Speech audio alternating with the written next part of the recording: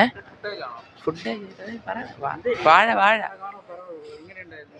കാണാതെ കൊള്ളാം. ഹാഷറിൻ ടീം ഉള്ളതുകൊണ്ട് നല്ല ഹൈപ്പൊക്കെ ഉണ്ട്. ഹാഷർ ഉള്ളതുകൊണ്ടാണ് സിനിമ നല്ല ഹൈപ്പ് കയറിയത്. വാഴ അതിന് ഫസ്റ്റ് ഹാഫ് ഉള്ള കോമഡി, സെക്കൻഡ് ഹാഫ് ഇമോഷൻ്റെ ഇടയിലായിരുന്നാലും കോമഡിയൊക്കെ വന്ന് നല്ലോണം ബാലൻസ് ചെയ്ത് കൊണ്ടുപോയിട്ടുണ്ട്. എന്തായാലും സെക്കൻഡ് പാർട്ട് 2 നമ്മൾ വെയിറ്റ് ചെയ്യണം. ഹാഷറിൻ്റെ കഥ എന്താ പറയാ, ചിരിച്ച് ചത്ത് അല്ലാതൊന്നും പറയാനില്ല.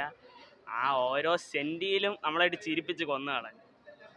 സെക്കൻഡ് 2 എന്ന് പറയുമ്പോൾ രക്ഷയില്ല. സെക്കൻഡ് എൻ്റെ ഒരു അഭിപ്രായത്തിൽ ഹാഷറിന് വെച്ചായിരിക്കും മിക്കവാറും പ്രൊമോട്ടാണ്. ഹാഷറിന് സെക്കൻഡ് അടിച്ച് പൊളിക്കും, വലിയ സംശയം വേണ്ട. അപ്പം എന്തായാലും ചിരിച്ച് ചത്ത് ഞങ്ങൾ. റിയലായിട്ട്